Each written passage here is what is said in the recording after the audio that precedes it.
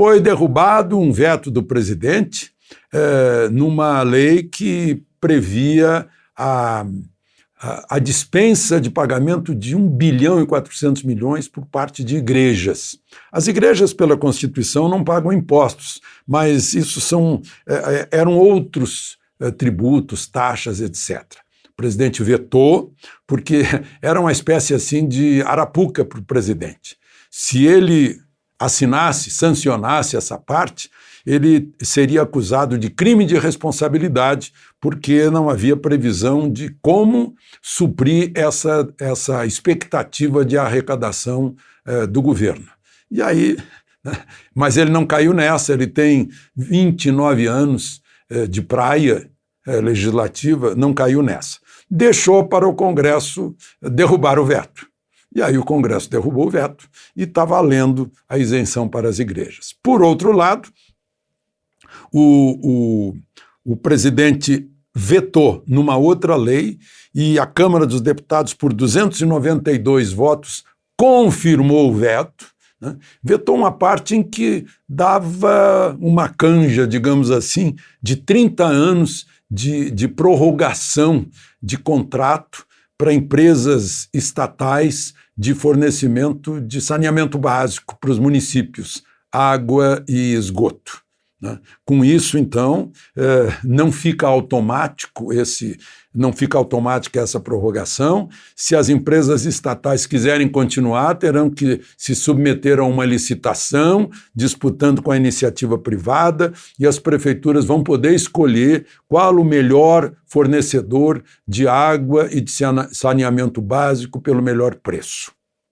Bom, dito isto, uma outra questão, né, que a gente viu aí, que aumentou o juro básico da taxa, aí a taxa Selic.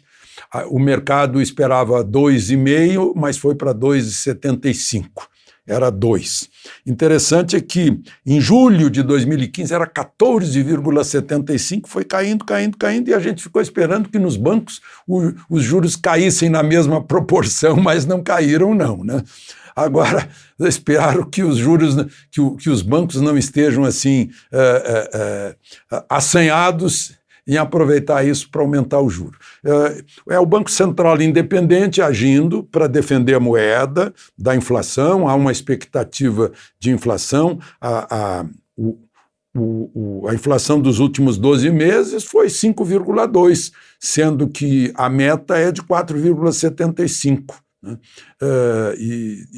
Imagina-se que essa taxa básica pode subir até 4% no fim do ano.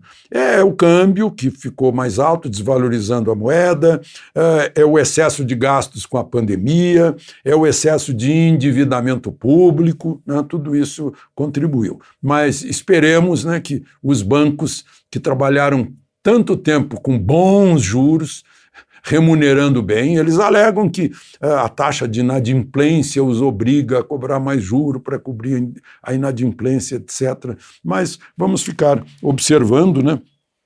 E cobrando dos bancos enquanto eles nos cobram juros. Um juiz de Ribeirão Preto mandou soltar imediatamente um trabalhador que havia sido preso, estava na cadeia, numa jaula, né, por ter querido continuar trabalhando.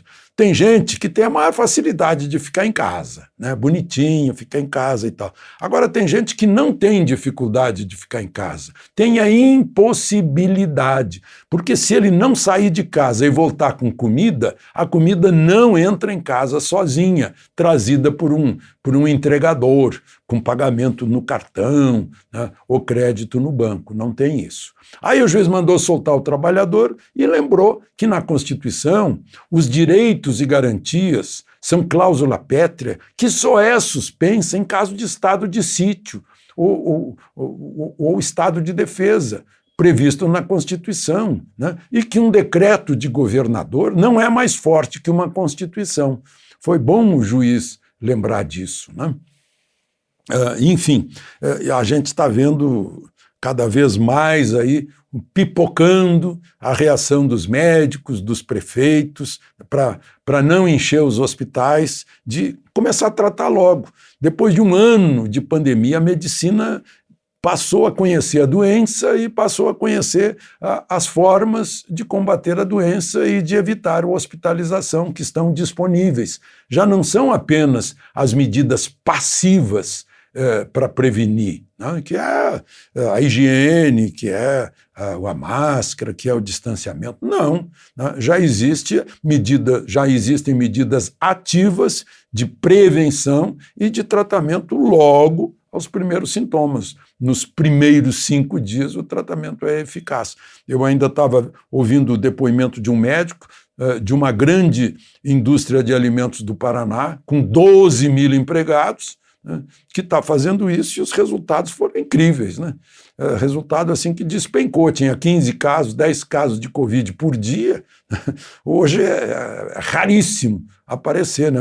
Os últimos 5 casos, ele diz, dos últimos 5 casos, 4 pessoas recusaram o tratamento, e uma fez o tratamento. O tratamento não é a panaceia, como disse o médico, não é 100%, né? Mas vacina também não é 100%. E aí a boa notícia é que a Agência Europeia de Medicamentos diz que a vacina da Oxford, nós compramos 220 milhões de doses, é segura e eficaz. É que mais de uma dúzia de países europeus tinham interrompido por causa de aparecimento de tromboses. Agora, imagino que vão retomar a vacinação. De Brasília, Alexandre Garcia.